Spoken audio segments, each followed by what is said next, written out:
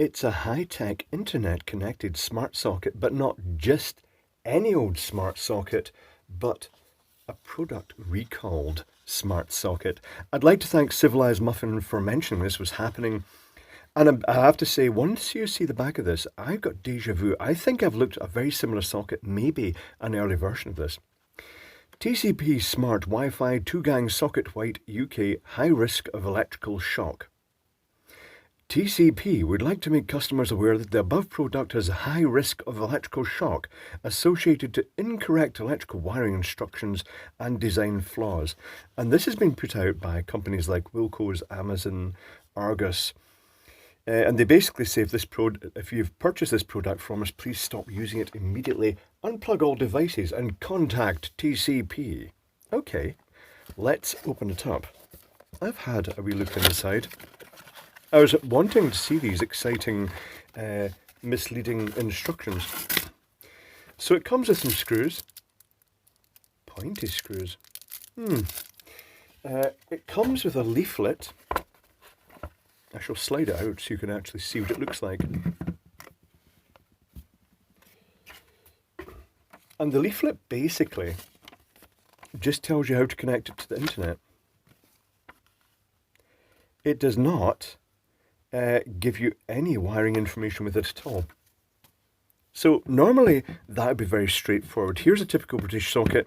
Let's compare. So a typical British socket has a live connection, a neutral connection, an earth connection. The earth connection is bridged from one end to the other and connects both the earth pins and also the outer lugs that go onto the socket. This one has two earth pins. This is why I'm getting slight deja vu. And it's got the neutral pin and the live pin. And it turns out that these two are not connected. Let me just grab a meter and show you that. I shall put those screws out the way. I don't think I need them. Meter continuity. So normally I'd expect just one earth connection, but we've got two here and they're not connected. If I go into this one, and I go into this pin, there's continuity to that earth pin, but not to this one. And if I go into the one at the other end, it is connection to that pin, but not this one. So the correct way to wire this, and I have to say that if I was given something like this to install and I saw those two earth terminals, I would check for continuity between them.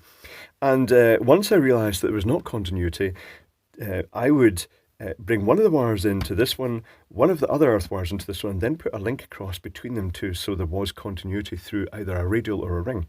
I think the risk here, if this is the main fault with it, I think the risk here is that if you were to, say, put it in a radio circuit where there's lots of sockets in a row, and you were to put an earth wire in here and an earth wire in here, it would effectively disconnect the earth to all the other sockets beyond this one. If it was a ring, as we have in the UK, where it comes from the live, neutral and earth come from the distribution board, they come round all the sockets, go through this one and then return back. And you did the same if you connected one earth to here, one to here. It would break the ring at that point, which isn't an issue. Well, it is an issue from an electrical test perspective, but the ring is fed from both ends anyway. However, if you then put another one and another position in the ring, then it would effectively leave all the sockets in between with their earth disconnected. As it is, most people are likely to, as I saw another YouTuber installing a similar one to this, they put both the earth wires in here, and what that would mean is that this socket here would not have an earth connection in it. It's odd that this is this way up and then that is kind of like that way up. Right, tell you what, let's pop this open and see if there's anything more to see inside. So it's using one of these little hidden metal frames. Let's see if I can get this off. Oh, I don't like these clip-on plastic fronts. The idea is that they're very neat because there are no screw holes. It's worth mentioning that those little lugs do connect. The earth connections do connect to these. So if you put it into a metal back box, it would theoretically bridge them together, but it wouldn't be as compliant as it should normally be. Is that a screw down there? That would be so annoying if there was a recessed screw. Or is this just going to unclip? I think it's going to unclip. I might be wrong. How is this clipped together? Because we are going to take it apart. Let me just shine a light down here. I see what could be, is that an LED or a rivet? I think it's an LED. Right, tell you what, let's try getting this apart then. So I shall use brute force to try. Oh, this might not be going to go to plan. This looks as though it's clipped in tightly. I will take a look at the circuitry inside and we'll see if there's anything else that might have caused this recall other than this strange wiring arrangement. Oh, this is not designed to come out, is it? This is not designed to come out. I'm just going to pause momentarily while I play about with this and see if I can get it out. The module has been liberated from the metal frame. It's worth mentioning, I was trying to prise it out the wrong direction. It's got these little ratchety type clips that it pushes and it clicks in. And once you've released those, it actually just releases everything here. Here's what we've got. Two very, very tiny relays. They don't bestow a lot of confidence for the current being switched. Other things worth mentioning before I go into this in more detail. I got this, since it had been recalled, it wasn't being stocked by the distributors, so I got this from an eBay seller, and it made me think that someone could buy one of these and they could effectively load new firmware into it and then sell it on eBay, and you might already be getting a compromised device. I'm very cynical about Internet of Things stuff. I think most of the older YouTubers are in this regard because I always think there's a bit of a weakness. These are, I wonder if the reason they've left the earth strap off is because it was effectively going to make it harder for it to actually communicate. It was going to screen it. But anyway, here we have it. Let's see if we can get this out now. I think it may be screwed or latched in some way. So live is going down there. It's being switched to neutral. The neutral is going to the correct terminals. That's reassuring. Right, let's see if I can get this out. Is it just being held in by friction? Is there something else here? Let's grab a suitable screwdriver. I'll grab this screwdriver.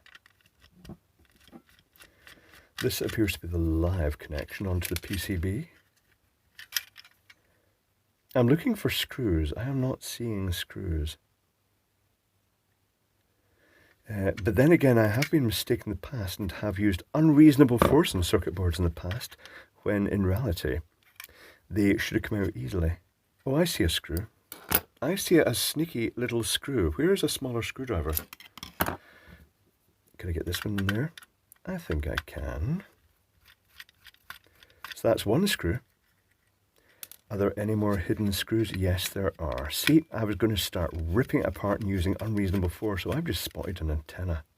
It's a very, very simple, basic antenna. How's this? Is this better? No, nope, still not coming out. There's another screw over here somewhere.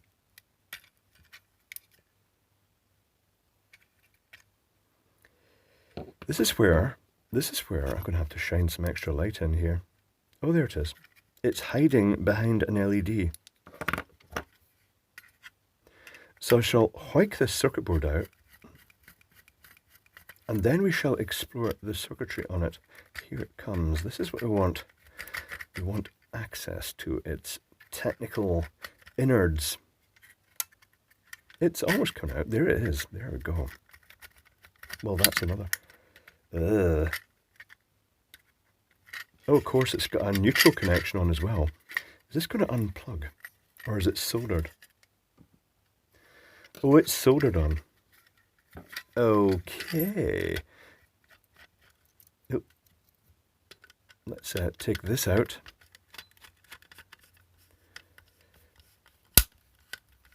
Scrunchy, scrunchy.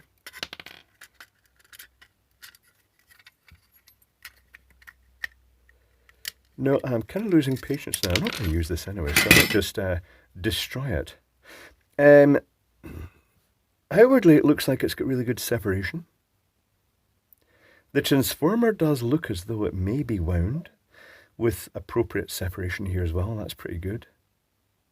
Right, tell you what, I'm going to take some pictures of this so we can get a closer look at it and we can see what its other aspects of design are. One moment, please. Okay, it has been reverse engineered to a degree. It's quite complex when it gets over to the ESP Wi-Fi bit. But I can summarize what's on this circuit board. So I'm going to zoom down this and we'll take a closer look. The live supply comes on here and it goes to one contact in each of these relays. It also goes via this 3.3 ohm resistor to a metal oxide resistor and a class Y suppression capacitor. And then on the other side of the circuit board, and I've not flipped these, I've not mirrored them. On the other side is a bridge rectifier. The bridge rectifier converts it from AC to DC. It goes over to these capacitors and inductor here, which are on this side in this area. And we've got a 10 microfarad 400 volt capacitor. We've got a 560 microhenry inductor and then a 15 microfarad capacitor. That then goes to the switch mode power supply, which is a fairly classic switch mode power supply, complete with this little bootstrap capacitor here. And that's all mounted in the back over at this side. So notable things, it's just stereotypical. It's got the current sense resistors, it's got a feedback resistor, it's got a bootstrap circuit so it can actually provide its own power, and it's got a snubber network across the primary just to actually remove any sort of sharp switching transients when the little MOSFET inside here switches. Then it gets quite interesting because it jumps over from the transformer. The secondary side, the low voltage side, comes over with these two wires here and they go to this area here. And this chip is a PN8306M. It's a synchronous rectifier. What that means is that instead of having a diode, you have a bit of sensing circuitry in a MOSFET. And the MOSFET, when it detects the output from the transformer starting to rise, it will actually turn on at something low, like 40 millivolts or something like that. And it means that there's very little heat dissipated from that. It's just an efficient way from converting to AC to DC. Once it has converted from AC to DC, it's got two smoothing capacitors in parallel. It's got the USB port. The USB port is set as a standard charging port. It has the two middle pins just bridged together here. Then the supply goes over to this hidden chip here, which is a little 3.3 volt regulator for the ESP microcontroller that deals with all the Wi-Fi. Things worthy of note, this little antenna, just basically a plastic standoff with that coil of wire on top. Okay, let me just grab the notepad and we'll explore the schematic to a degree. I say to a degree because I'm not going to go into it in too much detail because I'm going to treat certain sections as blocks because otherwise it would end up a very big schematic indeed. So the live and neutral come on. And the live goes to these relay contacts. It also goes to that 3.3 ohm resistor, the metal oxide resistor for clipping transient voltage spikes, and a little 447 nanofarad X2 suppression capacitor. Goes through the bridge rectifier. The DC comes out, goes to the first capacitor, 10 microfarad 400 volt, through the 560 microhenry inductor, and then to the second capacitor, which is oddly higher, 15 megafarad at 400 volts, and that then feeds a PN8370, which is a switch mode power supply chip, and I've just abbreviated that just into a box here. The output of that drives the primary, then the secondary, one end is the plus 5 volt rail, the other end is via the synchronous rectifier down here, which just has 3 connections, and then there's a couple of capacitors in parallel on either side of the USB connector. So that's the 5 volt supply being generated from the mains.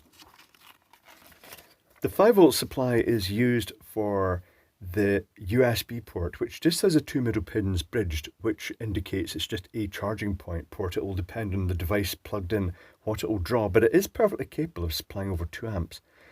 This is the relay coil for the first relay coil, and that's the second relay coil. They have a snubber diode across them, that for the back EMF sort of spike you get when the coil turns off, and the coils are turned on by a MOSFET, little 7002 MOSFET with a 1K resistor and a 10K pull down resistor. So 1K and 10K pull down, and they're driven from the ESP8285. The 5 volt supply also goes to that little 3.3 volt regulator, provides the rail. There's the ESP, a couple of buttons and a few LEDs as well. And it also drives those relays via the MOSFETs. And that is fundamentally it. So that just asks the question, everything looks okay, but what about this transformer? So what I'm going to do now, I'm going to desolder this transformer, and I'm going to bridge the primary side and bridge the secondary side, and then we'll do a high voltage test on it. One moment, please. Okay, let's do a flash test. So here's the little transformer that's being tested. I've connected the primary side all together and the secondary side all together, so it's going to be an insulation test. I've got it connected up to a unit. I've set it to burn mode, which means it'll just keep burning once it starts arcing. The trip level shouldn't trip, because the trip would normally be in that mode, so it doesn't really matter. The voltage, I'm going to take it all the way to 4,000 volts. I would expect to fail at 4,000 volts, but a flash test I'd expect to be okay up to about 2,000 or 3,000 volts. Let's start the test. So the voltage is currently at 500 volts, 600 volts,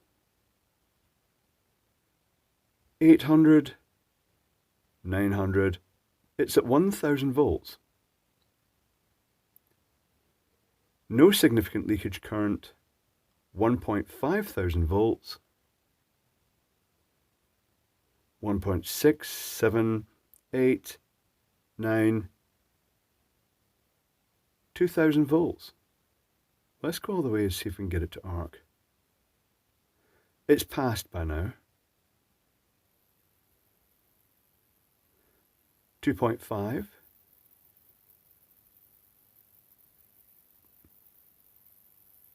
3,000 volts. Still doing very well. I can hear a bit of corona discharge. 3.5 thousand volts. 4,000 volts.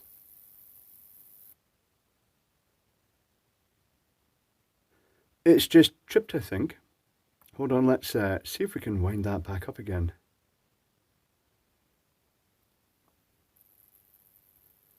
So that's 3,000 volts. Looking at the leakage current here in milliamps, it's only about 40 microamps, but that could be AC coupling. 3.5, 3.7, 4,000 volts. 60 microamp leakage. No, it's just, I think it's just cutting out because it's reached the top of the test. Okay, I shall power that down. So that kind of suggests that, well, I'm just going to put this out of the way. One moment, please. And going a little bit further into the transformer, let me just focus down on that. I've taken the transformer apart. The final winding on the outside is 2 layers of double insulated wire, which is wound on top of all the other windings and kept well clear of the bottom. So that is, you know, that's an absolute pass. That transformer is absolutely fine. So that just leaves the conclusion for this is that the reason for the recall notice is that it's just that earth issue. The fact there are 2 separate earth connections on that. Where is that plate?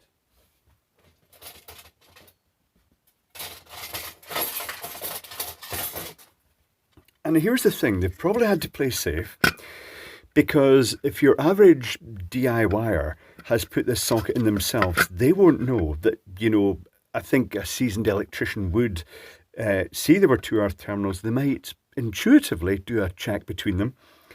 I certainly would myself, but do-it-yourselfers wouldn't necessarily know that, or how to make the modification to actually put the link across and actually have the 2 wires terminated, or 3 wires into one side and a link going across.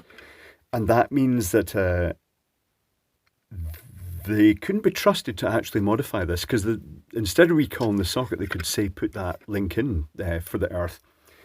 The other type of people that are likely to be affected by that are the house bashers, the people just bang these sockets in, not really giving a toss about anything really. They're just doing it to a price and throwing stuff in, so they wouldn't necessarily have the knowledge or the desire to bother testing something like that. So it's a shame. I was right in thinking I'd had deja vu. My deja vu was from 2016 when I looked at a similar socket, and once again it had the two separate earth terminals. I wonder if it's from the same base manufacturer that's been sending these out.